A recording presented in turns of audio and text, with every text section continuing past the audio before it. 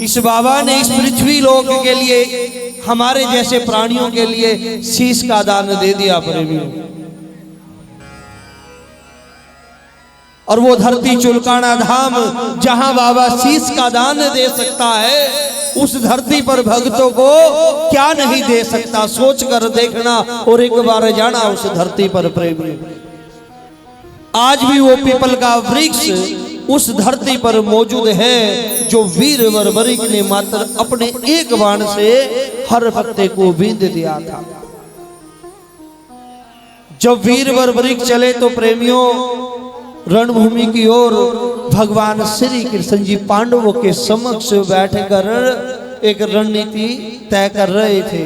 वो पांडवों को समझा रहे थे कि आपने फलाने फलाने योद्धा के साथ ऐसे ऐसे बलि भांति युद्ध को लड़ना है। भगवान ने देखा कि वीर बर्बरिक आ रहा है, अगर ये रणभूमि में पहुंच गया तो प्रेमियों ये युद्ध कभी भी समाप्त नहीं होगा। प्रेमियों भगवान श्री कृष्ण जी ब्राह्मण का वेश धारण करके कुरुक्षेत्र की उस भूमि से, उस क्षेत्र से बाहर निकल जाते हैं और चुनकर ऋषि जी महाराज की तपोभूमि चुलकाना धाम, उस भूमि पर आकर खड़े होते हैं ब्राह्मण का वेश धारण करके। और हस्तिनापुर से जब वीर बर्बरिक आ रहा था तो प्रेमियों भगवान ने एक दिव्य दृष्टि स्तंभ बनाया, उस धरती पर चुलकाना धाम की धरती पर रोक लिया। सुनना बड़ी ध्यान से, जब वो नीला घोड़ा रुकता है प्रेमियों और रुक जाता है, वीर बर्बरिक नीचे उतरते हैं, देखते हैं सारा जंगल, और उस जंगल में एक वृक्ष की छाया के नीचे दो ब्राह्मण खड़े हैं। उनके पास जाते हैं, उनको प्रणाम करते हैं प्रेमियों। उनको अपना परिचय दिया कि प्रभु मैं वीर बर्बरिक युद्ध भूमि के लिए जा रहा हूं, मुझे कृपया करके मार्गदर्शन दिखाए, रास्ता बता। बोला कि प्रभु मैं जो भी पक्ष मुझे हारता नजर आया मैं उसका साथ दूंगा, लेकिन रणभूमि में जा रहा हूं।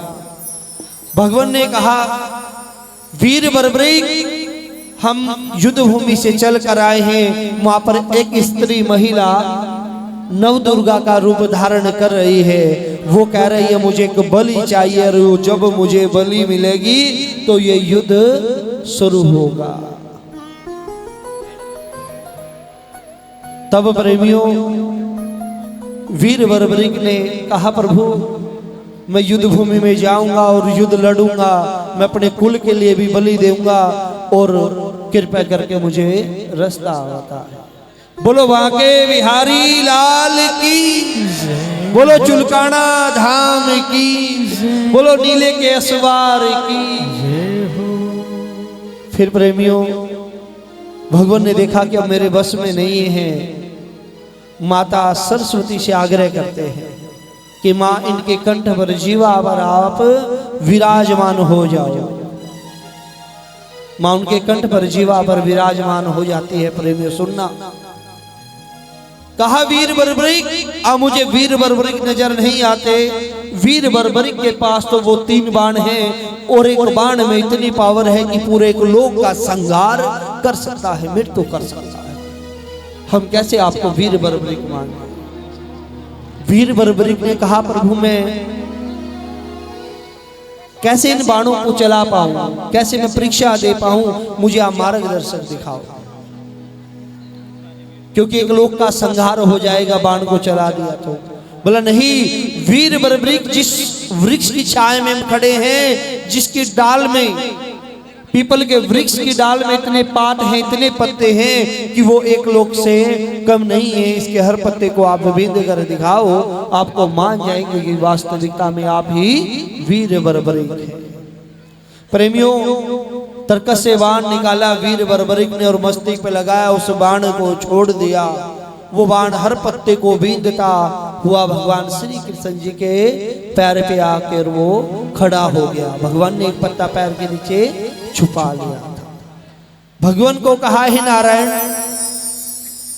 मेरे बाण को संशय है, डाउट है कि कोई पत्ता आपके पैर के नीचे ना छुपा हो, कृपया करके आप इसको पीछे हटाएं। प्रेमियों, उस पैर को पीछे हटाते हैं भगवान और उसमें भी छेद हो जाता है।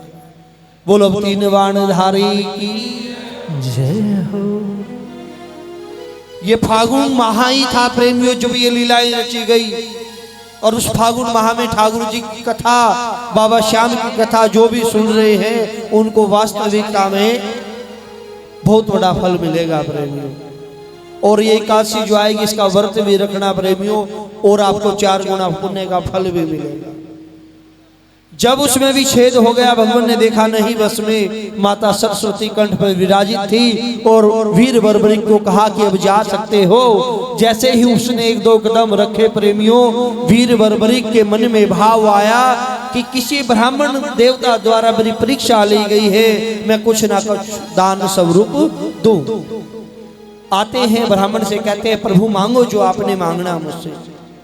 सुन रहे हो बेटा, आवाज आ रही है ना मेरे पीछे तक? क्या बात? तो मांगो जो आपने मांगना है। बोला नहीं प्रभु, अब देने के लिए, भगवान कहते हैं अब देने के लिए तेरे पास कुछ भी नहीं है, जब युद्ध भूमि से लौट कर आप आओगे तो ले लिया जाएगा। वीर बर्बरिक ने कहा प्रभु युद्ध भूमि में जा रहा हूं, मरे जिए क्या पता कैसा समय होगा अगला, लेकिन मांग लो। बोला ऐसे नहीं, मुझे वचन दो। वचन देते हैं, और उस वचन में भगवान श्री कृष्ण जी उस चुलकाना धाम की धरती पर वीर बर्बरिक से शीश का दान मांग लेते हैं। जब वो शीश का दान मांगना प्रेमियों, समय का चक्कर, वायु का चक्कर स्थिर हो गया, रुक गया कुछ क्षण के लिए। जब वो रुका, वीर बर्बरिक को होश आया कि ब्राह्मण देवता ने मुझसे क्या मांग लिया। सुनना,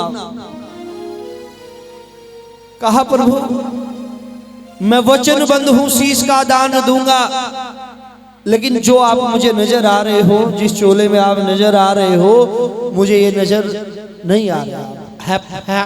आप है कौन हो?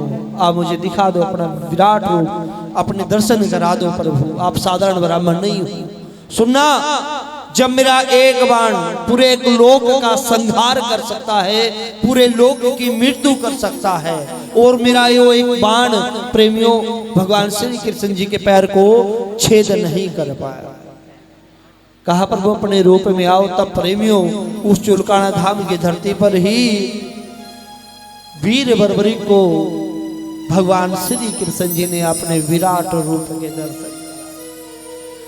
बोलो बांके बिहारी लाल की जय हो। जब वो दर्शन कराए तो प्रेमियों वीर बर्बरिक का मन और हृदय गदगद हो गया।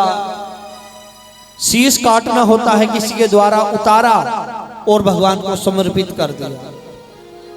और शीश से जो नीचे का हिस्सा था, सुनना, शीश से जो नीचे का हिस्सा था प्रेमियों, उस हिस्से को उस चुलकाना धाम की धरती पर ही विराजित कर दिया, जहां पर आज बाबा के धड़ की पूजा होती है, बाबा के चरणों की पूजा होती है। वो स्थान है प्रेमियों चुलकाना धाम। जब भी जाना इस कलयुग में प्रेमियों, एक बार चुलकाना धाम बाबा के धड़ के दर्शन करना। उस शीश को उठाया, अमृत से सिंचा प्रेमियों, कुरुक्षेत्र ले गए, सारा युद्ध दिखाते हैं। लास्ट में पांडवों की विजय हो जाती है, और लास्ट में पांडवों को फिर घमंड हो गया कि अब मेरी गदा से जीते, बाणों से जीते, तलवार से जीते, सब अपने बड़ी गड़ंगे लगा रहे थे। भगवान श्री कृष्ण जी के पास आते हैं, कहा वासुदेव हमारा निर्णय करो, इस युद्ध को किसने जीता है? भगवान ने कहा कि मुझे भी नहीं पता, इसका निर्णय तो वीर बर्बरिक कर सकता है, जिसने पूरा युद्ध देखा है। प्रेमियों वीर बर्बरिक के पास जाते, कहा हे वीर बर्बरिक का भी निर्णय करो। वीर बर्बरिक ने जवाब दिया, सुनना कि हे पांडवों, आपने एक चींटी का भी वध नहीं किया। इस युद्ध में केवल और केवल भगवान श्री कृष्ण जी का सुदर्शन चक्र चल रहा था, और माता द्रौपदी रो रो कर प्रेमियों खप्पर भर रही थी। जब उस सभा में माता द्रौपदी का, सुनना माता बहने सुनो, जब उस सभा में माता द्रौपदी का वो चीरहरण हो रहा था ना, माँ ने कसम खाई थी कि जब तक मैं कौरवों के खून से अपने केस बाल नहीं धोऊंगी तो मेरी आत्मा कभी भी शांत नहीं होगी। प्रेमियों, भगवान ने तथास्तु कहा और जितना रक्त उस युद्ध में बह रहा था सुदर्शन चक्र के साथ साथ माता द्रौपदी चंडी का रूप धारण करके कटोरा लेकर घूम रही थी, सारा रक्त उसमें जा रहा था। बोलो मां भगवती की जय हो। इस निर्णय से पांडव खुश हुए और वीर बर्बरीक को कहा कि अब वीर बर्बरीक, अब आपका ये बलिदान व्यर्थ नहीं जाएगा। आने वाले कलयुग में आप मेरे नाम से जाने जाओगे और आप में रहकर ही मैं भक्तों का कल्याण करूंगा।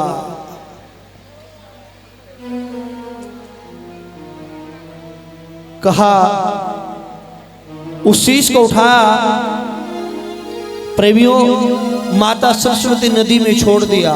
उस शीश को अपना श्याम नाम दे दिया, 16 कलाएं दे दी